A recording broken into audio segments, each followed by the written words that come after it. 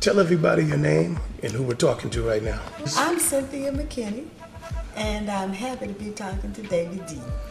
You know, first of all, you've been making a lot of noise. I think they thought... Have I? Yes, you have.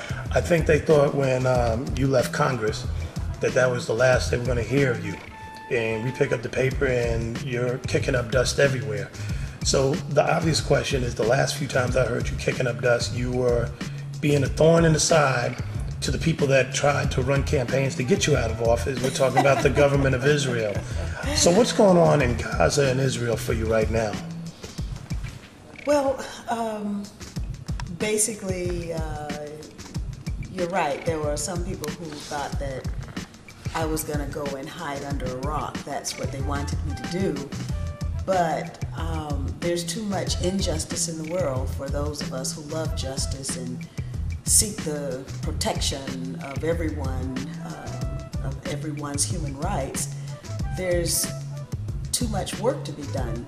And whether that work is in Congress or out of Congress, the work still has to be done. And I am very happy to do that work. Right after the opening sorties of the Israeli Air Force in Operation Cast Lead, which was an operation utilizing F-16s and helicopter gunships to rain white phosphorus and depleted uranium, cluster bombs, and everything else that kills people onto the trapped 1.5 million people of Gaza. I was contacted by the Free Gaza movement and asked if I would go to Gaza the next day to deliver medical supplies, and of course I said yes. So I went I got onto a boat in Cyprus, and from Cyprus the idea is that we leave Cypriot territorial waters, we go through international waters, and then we enter Gaza through Gazan territorial waters. Mm-hmm. Never having to ask Israel or ask the United States or ask Egypt or ask anybody if we can travel someplace. This is an assertion of our human rights and of the human rights of the people of Gaza. Well, as it turns out, the Israelis didn't want to have any part of me going to Gaza. So they rammed the boat that I was in, and the boat was totally destroyed. We were left there to fend for ourselves with a boat that was taking on water. Thank goodness the government of Lebanon decided that they would rescue us, and so we were rescued and we made it into a Lebanese harbor. Our boat was rammed 3 times, twice in the front and 1 on the side. But let me also state for the record that what we experienced earlier today pales in comparison to what the people of Gaza are experiencing right now as we do this interview. Right, but our mission was a peaceful mission to deliver medical supplies, and our mission was thwarted by the Israelis, the aggressiveness of the Israeli military. Now, one of the things that I would like to ask President-elect Obama is to say something, please, about the humanitarian crisis that is being experienced right now by the people of Gaza.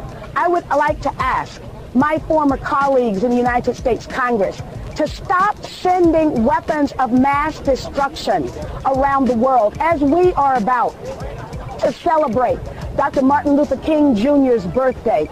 Let us remember what he said. Yeah. He said that the United States was the greatest purveyor of violence on the planet.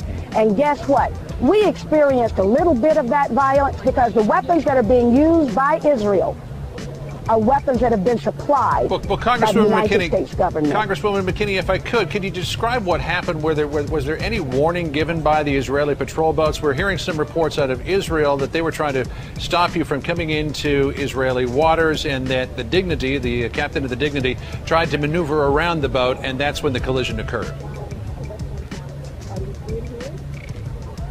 As you can see, I'm standing beside a pleasure boat.